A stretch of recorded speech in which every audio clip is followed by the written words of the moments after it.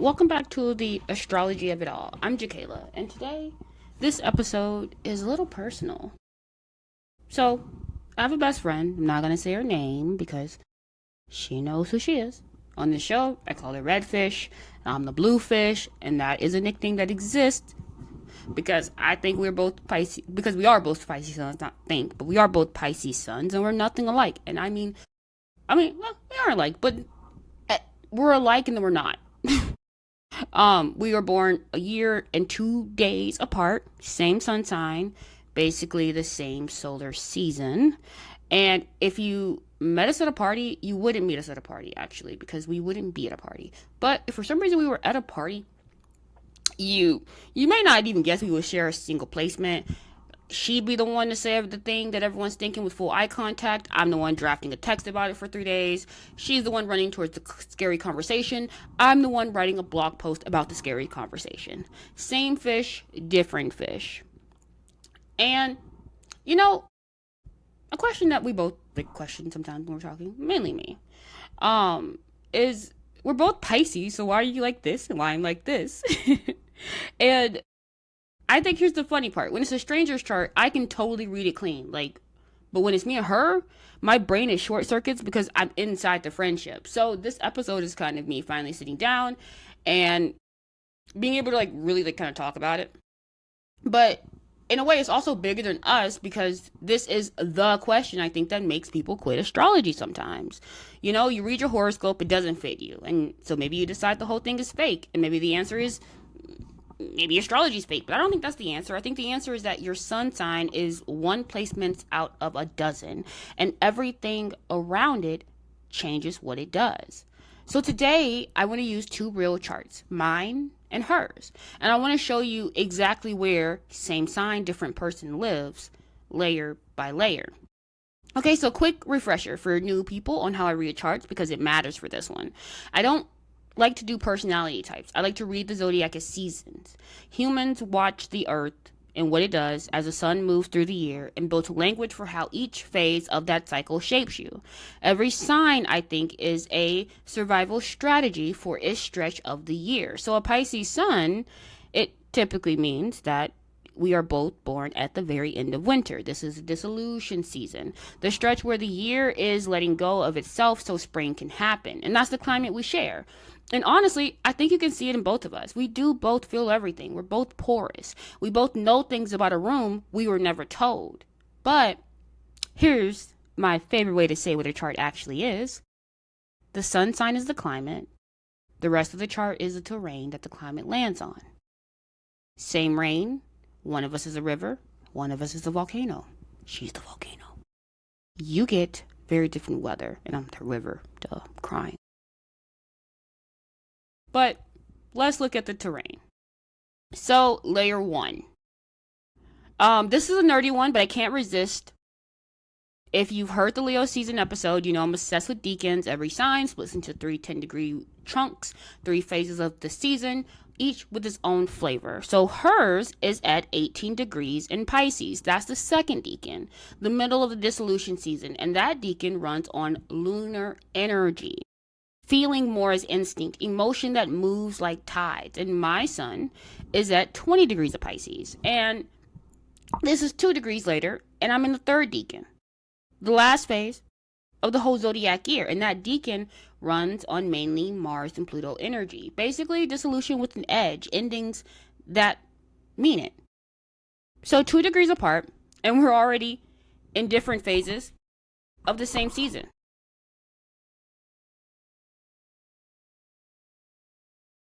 I was like, what am I hearing going? What can you do? But yeah, so if someone says you're both Pisces, ironically enough, we're not even the same kind of Pisces. That's how specific this gets, and we haven't even left the moon yet. So the moon, and this is honestly is where the red fish and the blue fish kind of stop being the same animal. So in my method of seeing things, the moon is your regulation climate, not who you are, but how you process, soothe, what you need when it all kind of goes sideways. And hers is in Virgo for her moon at 28 degrees, basically the last breath of Virgo, directly opposite her Pisces sun. So her feeling system, it sits on the exact opposite side of the year from her sun. Late summer versus late winter. Her sun says dissolve, flow, feel it all. But her moon says, okay.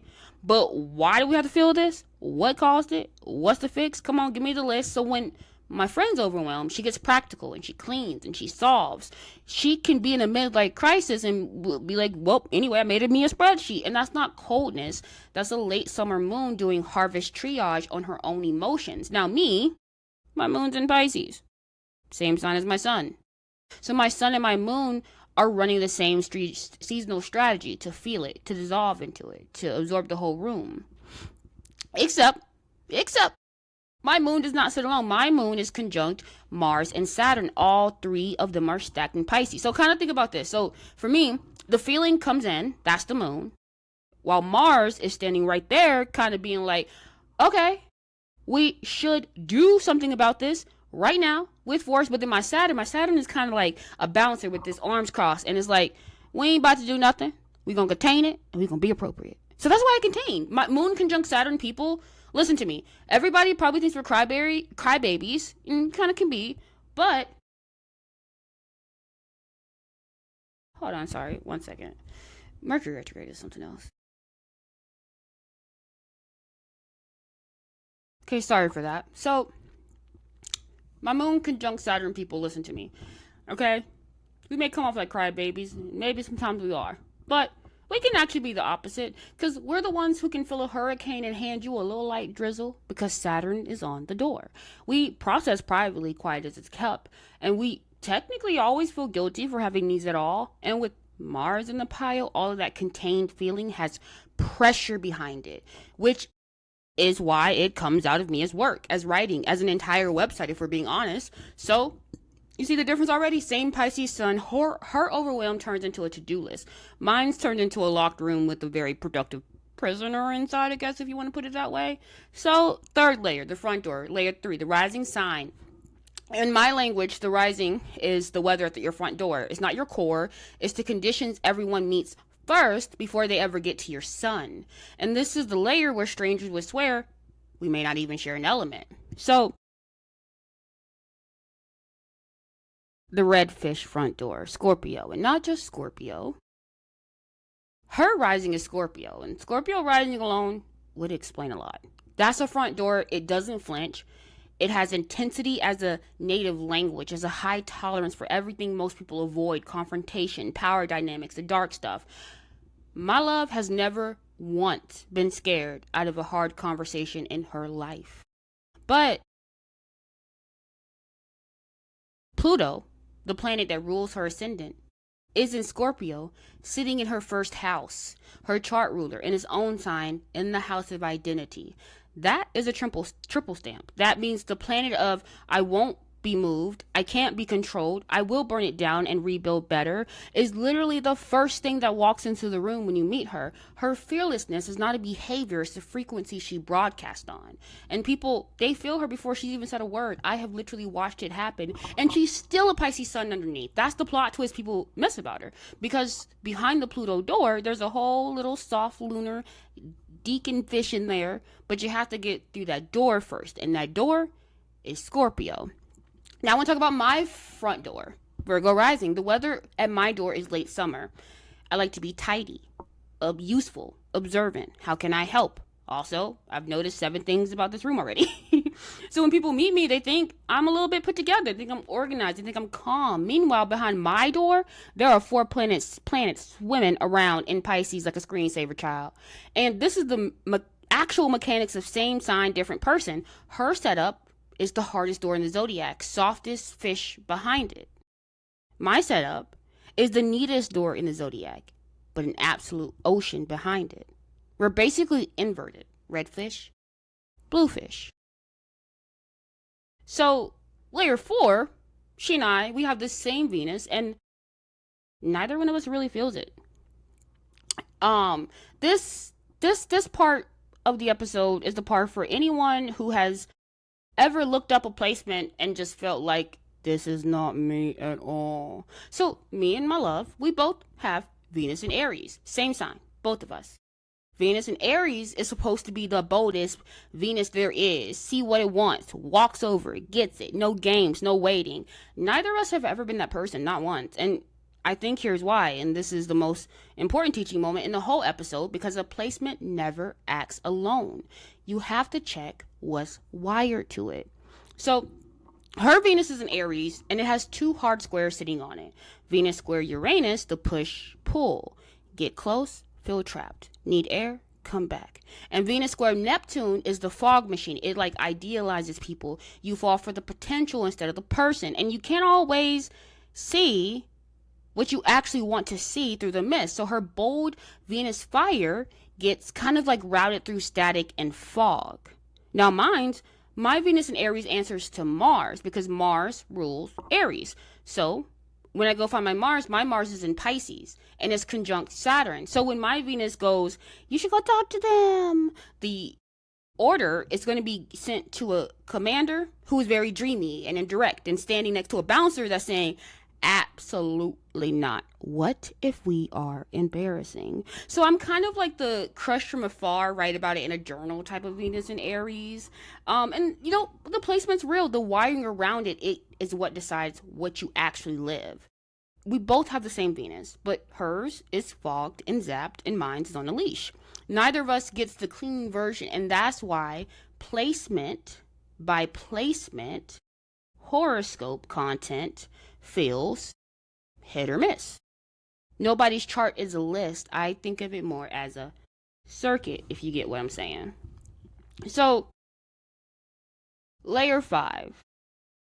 Now, this is why I'm going to give my red fish her flowers, because this whole episode, it actually kind of started as a conversation about her fearlessness and where it lives in her chart. And it's not just her Scorpio rising. Like I said, she has Saturn square Pluto natally, and that is what I call grit aspect.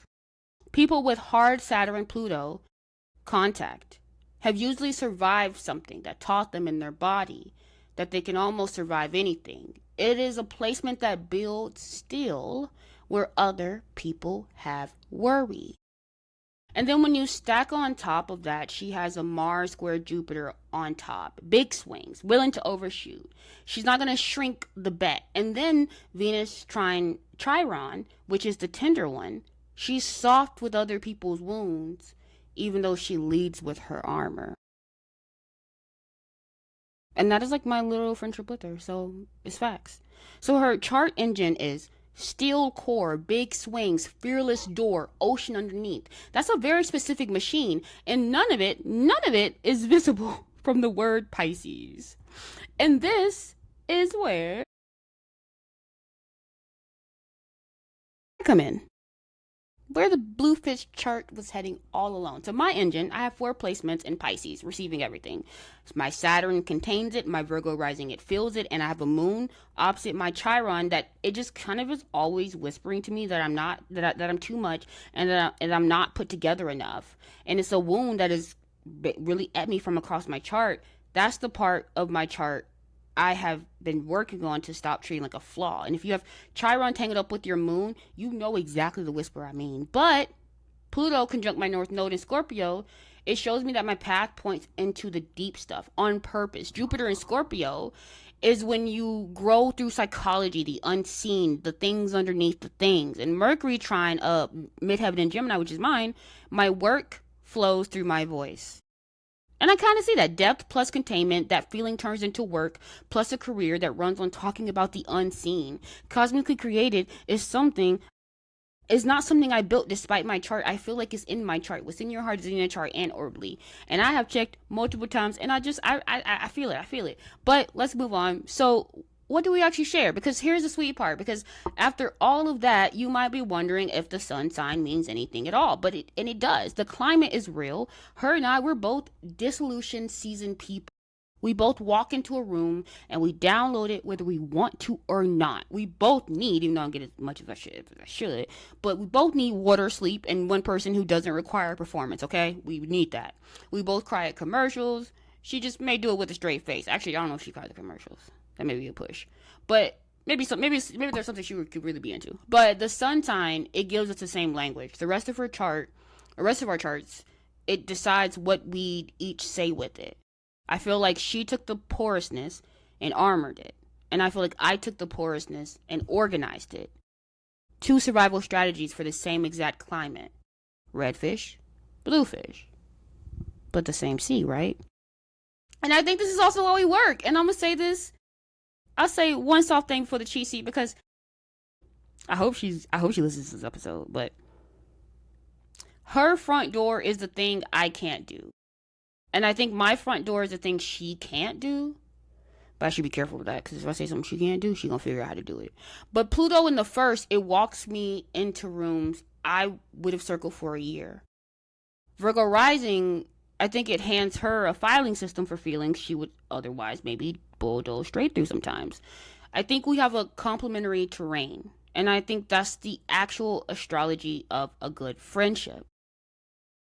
And no sun sign compatibility list is ever going to find that because it doesn't live at the sun level.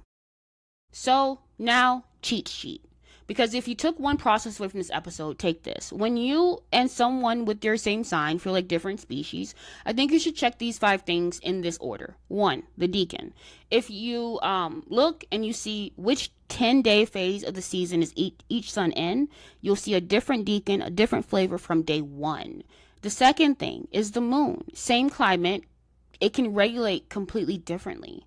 A Virgo moon and a Pisces moon are not having the same Tuesday. 3, the rising. The front door changes what the world meets and what the world sends back at you. The 4th thing would be the wiring. Any placement you don't relate to, go look at what is touching it. The squares, the conjunctions, and whatever planet rules it, because the wiring is the placement. And then the 5th thing is the engine aspects. The Saturn-Pluto steel, the Moon-Saturn containment, the stuff that describes how the whole machine runs under load. You see, your sun sign is the climate, your chart is the terrain, and the weather you actually live, it takes both. So, seriously, go do this with your best friend or your homie, whoever. Pull up charts, put them side by side, and go layer by layer exactly like we just did. I think it's fun. Maybe you'll fight a little. Maybe you'll understand each other better by layer 3. And if you go to the wiring step and you feel like I have no idea how to read this part, that is literally my job. Okay. The seasonal blueprint is me doing what I did today. 40 pages deep on your chart. Every placement, aspect, the whole engine, through the seasonal lens, plus your year ahead forecast. I only take 8 a month. Link is in the show notes. And the full seasonal framework lives on the blog at cosmicallycreated.com. And the free guide walks you through all 12 signs as survival strategies if you're brand new here. And the stickers. The shop has every sign. And yes, there are multiple Pisces design. You know, I always mean to put my designs right up on my